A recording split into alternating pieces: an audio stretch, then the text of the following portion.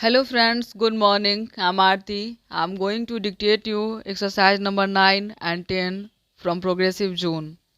Please like the video, subscribe the channel and press the bell icon. 5 seconds.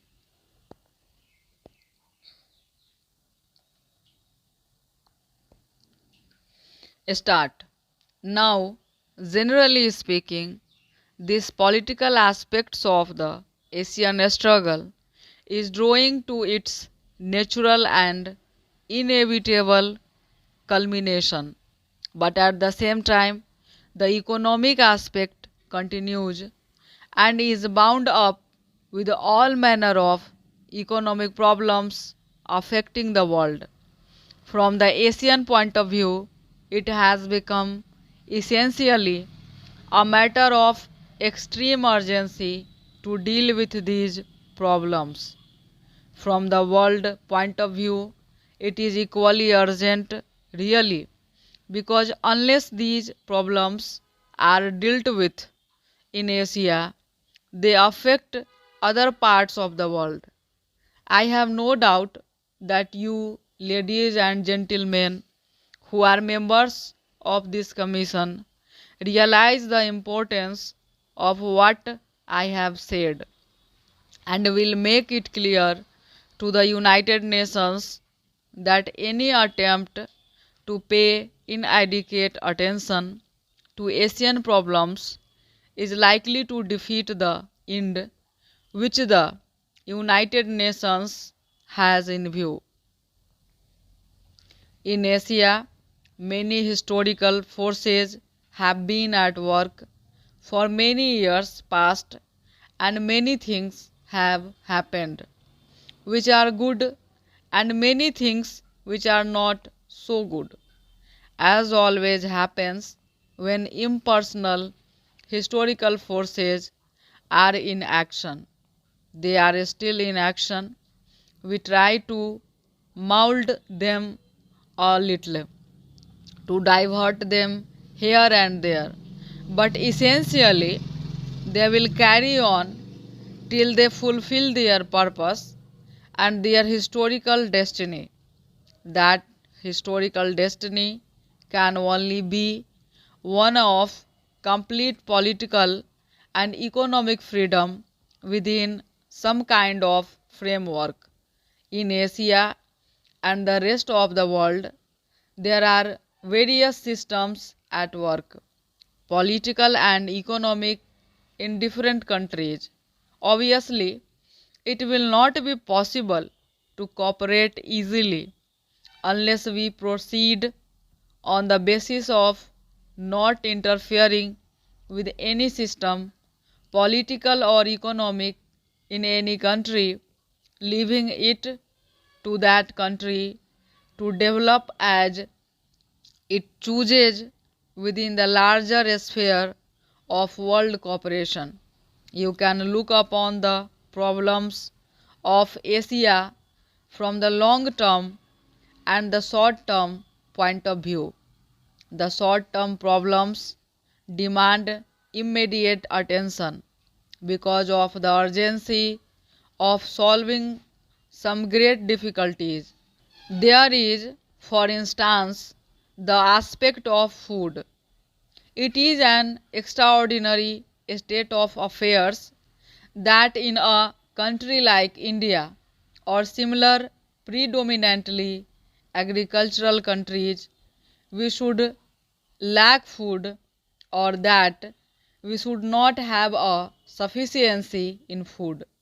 There is something obviously wrong if that kind of thing happens.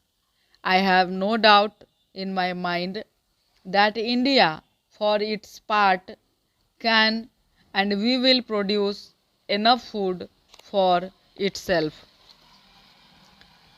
Para. Tomorrow will be the 31st anniversary of our independence.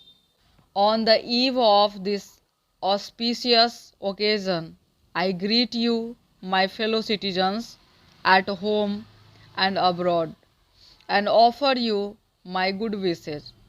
Much has happened In the last 1 year, the government has done its best to restore the rule of law and the liberties of our people.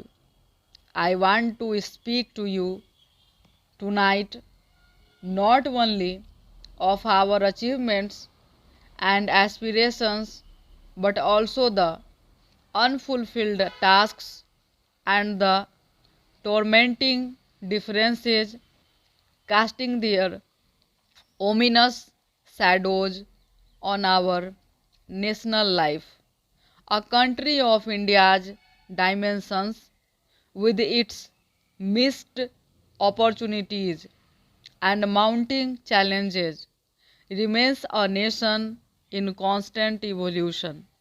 Despite its impressive strides in many spheres, it has been going through an endless self examining process, trying to rediscover itself, shed the accumulated hangovers of the past, and keep pace with the complexities and compulsions of the present times. The tempo of this activity can be sustained only through stability, which is the very basis of survival.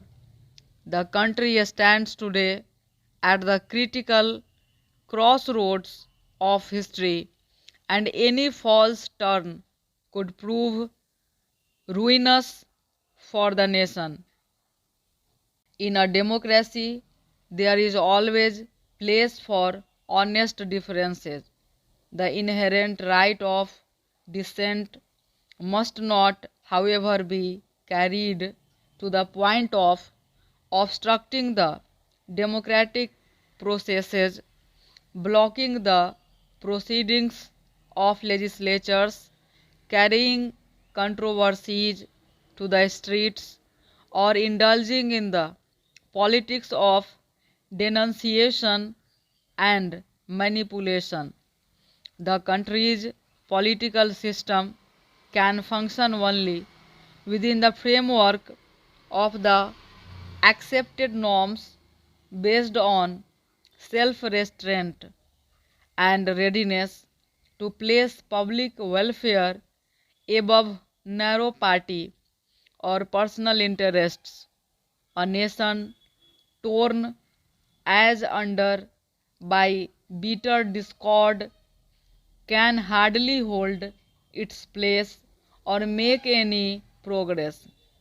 There is need for an ennobling vision of a resurgent India, imbued with a crusading spirit and an exhilarating sense of participation in a common effort. No nation can face the future and move forward without a robust faith in itself and its people. The real crusade today is against poverty. We must end the widening disparities between the rich and the poor and the creation of islands of privilege. We cannot afford to be complacent in such a situation, have to forge ahead with well conceived, need oriented, and strictly time bound programs for ensuring socio-economic justice for all.